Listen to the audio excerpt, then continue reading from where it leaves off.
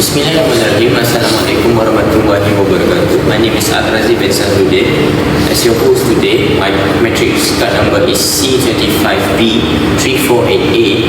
My name is Muhammad Nabil Syamli bin Nurdi, and my matrix card number is C25A3401.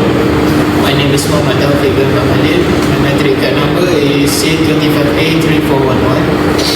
And my name is Muhammad Hazilika bin Abdullah. My matric card number is C25A3443. And hello everyone, and welcome to our podcast. Today we are diving into a topic that deeply rooted in our traditional cultural heritage. Kepang is a traditional performing art dance that has been passed through a generation, and especially with the Malays and Javanese communities. However, as a societies evolve, Kepang has also raised questions, particularly regarding a safety and spiritual elements within its feet on a modern values today. We'll be discussing on how a traditional art form can be preserved while addressing this concern of Kepang spiritual elements. So I would like to ask Taufik first. So how can Kepang be preserved as a cultural art form that addressing a concern about the safety of spiritual element? So maybe you have any opinion to this? Okay, thank you AL-RAZI. So my first opinion is emphasize cultural value and identity. So what kind of entity? What kind of entity? I think it's more ghosting, like when they dancing. So the theme maybe just around. They would like to join the dance. I see. So Kepang is part of Malay cultural heritage, and it reflects community history, traditional music and dance form, collective identity passed down through generation. So the second is preservation through documentation and education. Okay, this means protecting Kepang even when performance format change. So it can also happen through written record and research, video documentation of music, movement and costumes, educational programs in school, university and cultural centers. While through education, people learn where Kepang comes from, how it evolves over time, and the difference between traditional ritual forms and modern heritage. I see. So, okay. So, do you have any suggestion or an experience? Maybe seeing a ghost. For me myself, I don't have the real experience, but I see the experience when they in the show. So they are one people suddenly possessed. Yeah, it get possessed. They get randomly get possessed. They like hibernated and then So you bring it at the time. This is a very chaotic. So maybe I would like to ask Aziz. So you are in a safety also, but in a performing safety. So I would like to ask, what are the main safety risks that associate with traditional Kepang performance? Maybe you need to check the floor. I don't know. Maybe you can give some opinion to it. Thank you for the question. I would like to suggest that in the context of the Kepang performance, ensuring the safety and well-being of dancer, especially younger performers, should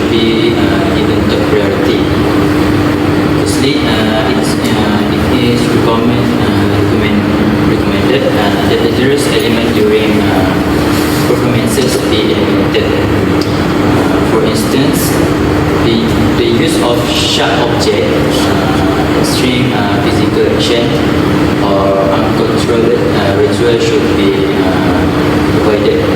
I believe cultural expression can still be preserved without exposing themselves to serious physical risk. Secondly, I strongly recommend professional supervision and experience for the Kepang practice. Trained instructor and medical personnel should be present at all times during train state. Particularly during strange state, this approach help ensure that any unexpected situation can be handled safely and responsibly. Nabil, I would like maybe your opinion about how can this cultural traditional heritage of Kuala Kepang can be adapted to a modern society nowadays. Okay, so for the society at this time, so modernization plays an important role in ensuring that traditional arts like Kuala Kepang continue to survive and remain relevant among younger generation. Through school programs, Kuala Kepang can be introduced in a structured and educational manner, allowing students to understand not only movement but also its history and cultural values. So beside the culture festivals provide opportunity for the Kepang to be showcased in a more organized and modern format, making the performance more engaging and suitable for today's audience.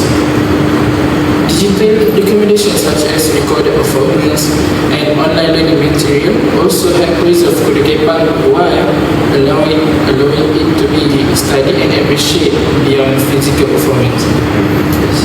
So social media exposure is really important for this generation. So they know the tradition of Malaysia, right? So I would like to add on something. Like a few days before, I met my niece, and my niece said that her school is creating a new program of about Kuala Kepang itself. So I said, why don't you just join it? Maybe you learn something new from it. So maybe. But yeah, as what we know, this kind of spiritual things is maybe make the kids get scared of it to join of it. So maybe do you guys have an opinion on how can this thing can be look more fun for kids to join?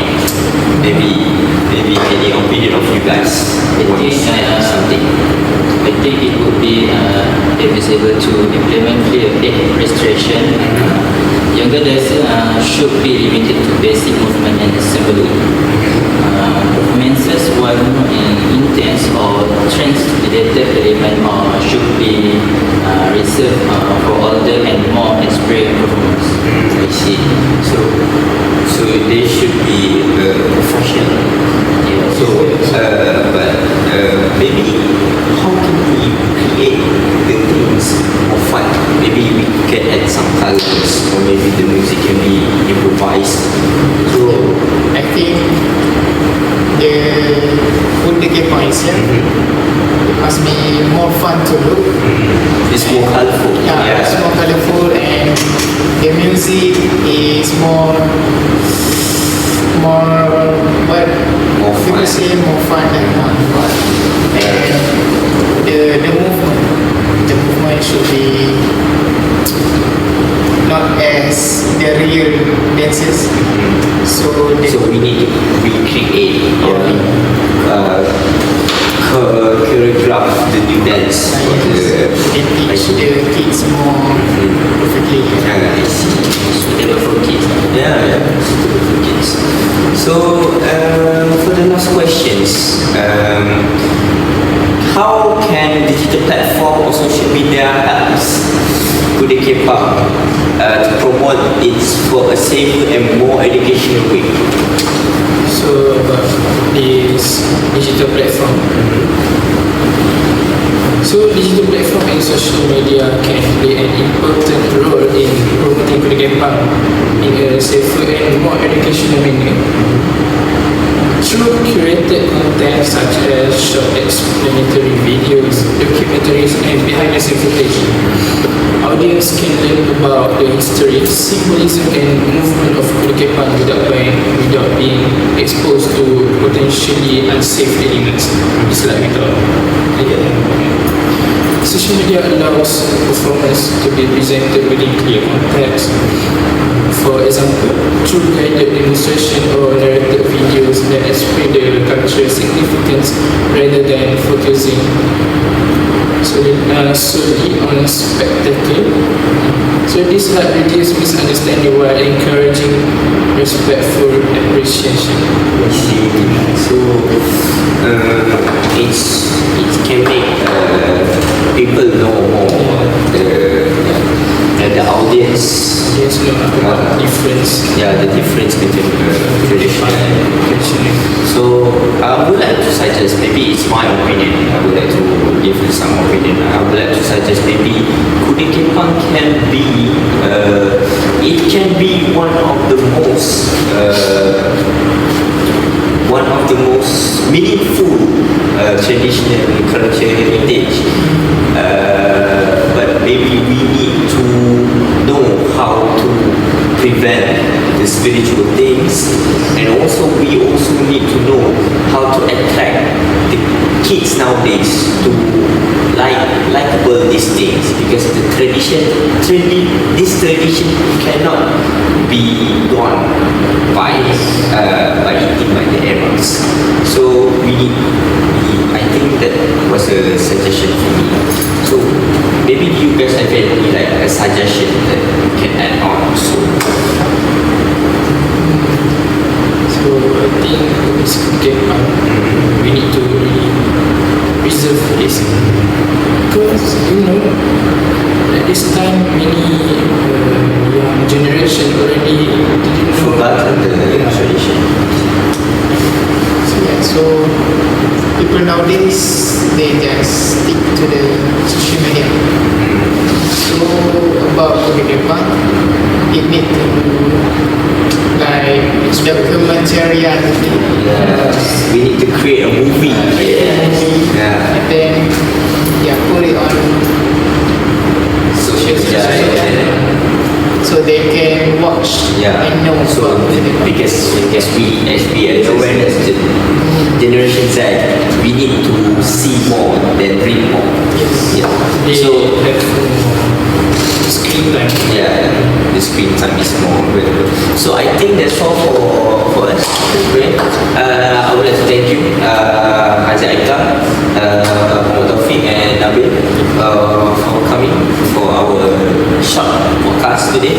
And that's all for us. And thank you very much. And Assalamualaikum. I see you next time.